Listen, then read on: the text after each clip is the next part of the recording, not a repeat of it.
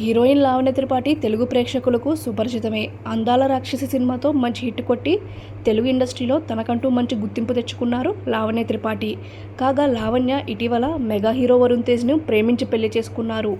పెళ్లైన తర్వాత నుంచి మెగా కుటుంబంలో జరిగే ప్రతి హ్యాపీ మూమెంట్స్ పైన లావణ్య త్రిపాఠి స్పందిస్తూ వస్తున్నారు.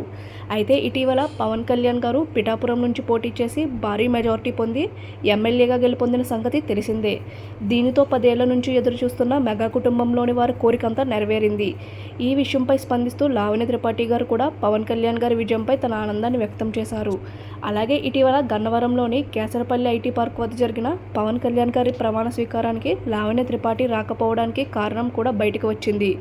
లావణ్య త్రిపాఠి గారి కాలికి ఫ్రాక్చర్ కావడం వల్ల ఆమె ఈ వేడుకకు హాజరు కాలేకపోయారని ఆమె తెలియజేశారు. అయితే ప్రస్తుతం ఫ్రాక్చర్ కావడం వల్ల విశ్రాంతి తీసుకుంటున్న లావణ్య త్రిపాఠి తన ఇన్స్టాగ్రామ్ ద్వారా అభిమానులతో ఇంటరాక్ట్ అవ్వడానికి క్వశ్చన్ అండ్ ఆన్సర్స్ కండక్ట్ చేశారు. దీనిలో భాగంగా ఒక అభిమాని లావణ్యని ఇలా అడిగాడు.